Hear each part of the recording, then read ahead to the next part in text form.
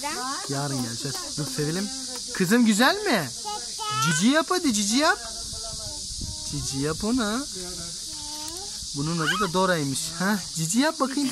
Sev sev sev. Ha, yatıyor, otur yanına. Otur yanına. Ha.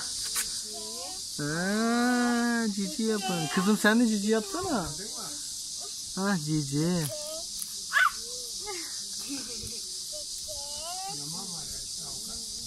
Oh, cici bu ya. Ama öyle yapma, cici yap sadece. Ha.